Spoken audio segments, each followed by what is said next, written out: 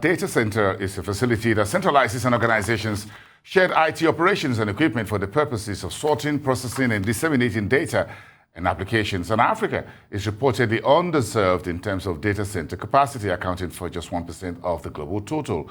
Now, to bridge this gap, new facilities are required to meet rising demand for data center services and put capacity density on par with the rest of the world. Joining me to discuss this live in our HQ studios here is the Group CEO of Africa Data Centers, Stephen Duprez. Join me now. Thank you so much. Good to have you, Stephen. Thank you. Okay, great. So when we talk about data centers across Africa, how much footprint do we have? How much coverage do we have? How much are we delivering? For the moment, in terms of the number of facilities, we are around 100 facilities all over Africa.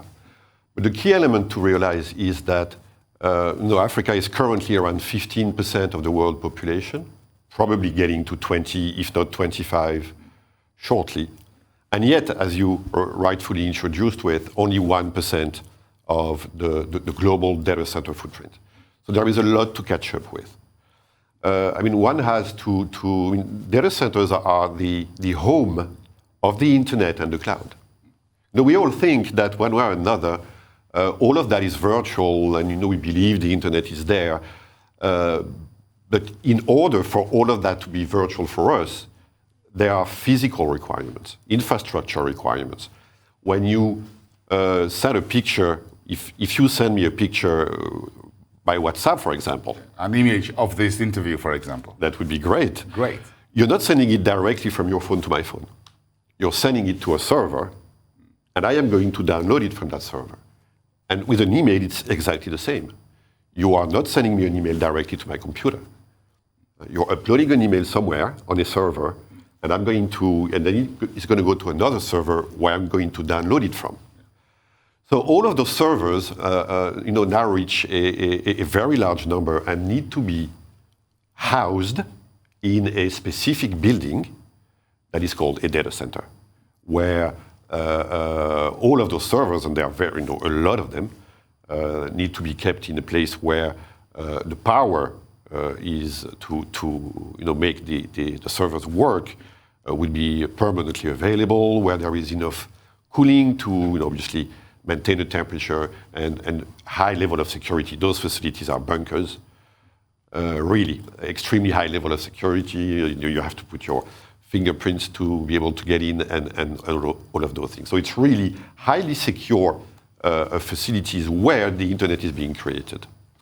So, in terms of infrastructure, when we talk about inadequate infrastructure across Africa, broadly speaking, from your experience and the number of countries in which your Africa data centers operate, what are these main challenges across infrastructure? Is it just energy? What else? Is it manpower, skilled professionals? Not too much, actually. Let's start with skills. Okay. I always get angry as African myself when people permanently ask me the question about what about the lack of skills in Africa? I'm not happy with the question at all. There is no lack of skills in Africa. There's an enormous amount of skills in Africa.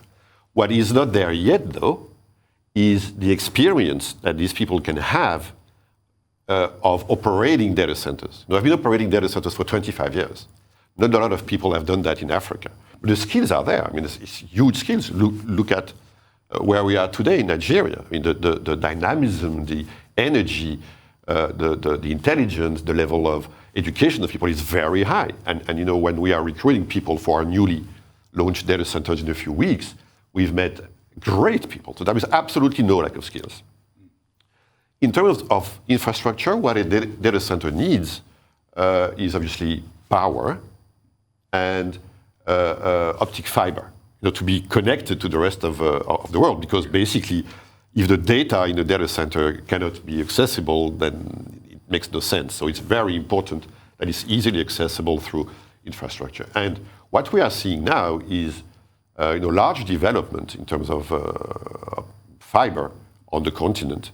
When you see that a company like Liquid Intelligent Technologies has now a network that is over 100,000 kilometers of terrestrial fiber on the continent, you are really realizing that the continent is really digitizing a lot. So we've got a whole lot that we can deliver. There's a whole lot. How much more do you think we can cover on the African continent in terms of the paucity of data centers and what needs to go into those data centers? Are we finding the right funding for those facilities? For example, in a place like Nigeria, are you putting up one here? Are you bringing in money? Yes, we are. Okay. Okay, I'm interested in the money. We are. I mean, that project is a project that is fully funded. I'll get back to that to answer your question in a minute. Africa Data Centers is investing over $100 million in building this facility and delivering That's that likely capacity. going to be the first tranche because I know you're going to need more than that. We are going to need more. That is what we have expected. I mean, we've already spent quite a lot of that. As again, we are launching the first phase in about a month's time. And the intention is to continue doing so as we are meeting an exceptional level of request for our capacity. And that is really going very well for us. In terms of funding, we really have no issue. We have recently, a couple of weeks ago, announced that Africa Data Centers is going to launch and we have started, the largest data center expansion plan in Africa in history. We are going to expand in 10 countries. Countries we are already in, such as Kenya, Nigeria, South Africa, but also countries that we are going to get in. I will be in Accra on Wednesday to finalize in Ghana land acquisition, Ivory Coast, Senegal, Morocco, Egypt, and DRC, and other countries like that. So what's the attraction for Nigeria for you? The attraction is just enormous.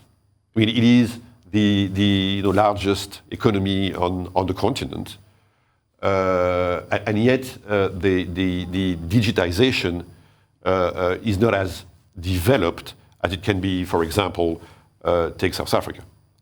But we are absolutely convinced that it's only a matter of time, and I always say time is going to be very, very short term. Everybody we are meeting here, and yesterday I have met 3 banks and other entities. They are absolutely keen to get that digital capacity that we provide. The other thing that is very interesting with Africa Data Centers is that we are not in one country only. Our vision is Pan-African. So we are leaders in East Africa, Southern Africa. We are now going to use all the skills and energy we are finding here in Nigeria to establish our hub for West Africa, which we are going to strongly develop and become a leader. But as all of our data centers, where all of those servers and digital life is buoyant, those ecosystems, if you wish, are leaders in their respective countries, our vision is that's great, is the case. But we are also interconnecting them. That's my question, because I'm just thinking about, you look at the new intra-Africa trade, the AfCFTA, for example, which has to be payment, settlement system, trade across borders. So would you be able to put all of this together with a data center sitting in Nigeria, for example? Yes, we will. The great thing about a facility like that is that you can also isolate some part of the servers. So typically, we could create a separate room for governments. And we do that everywhere, actually.